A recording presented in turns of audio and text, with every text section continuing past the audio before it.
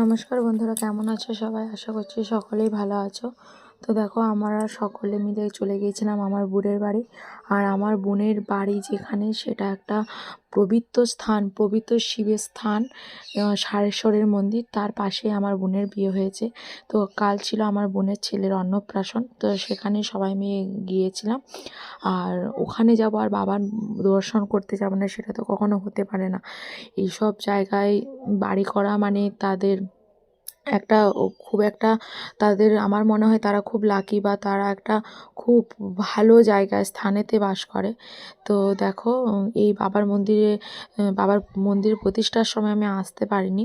তো এই যে গেট, এইভাবে পুরোটাই ঘিরে দেওয়া হয়েছে। এখনও কাজ চলছে, এখনও পুরোপুরিভাবে কমপ্লিট হয়নি।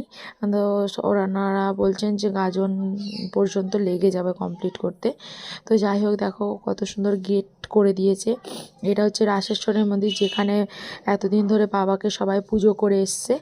আর ওই যে দেখা যাচ্ছে দূরে বাবার আদি মন্দির, যেটা এই বিগত 6 বছর ধরে বন্ধ ছিল, সেটাই আজ মানে পুজো করে হোমযজ্ঞ করে প্রচুর লোক এসেছিলো, প্রচুর ভক্তদেরকে প্রসাদ বিতরণও করা হয়েছিল।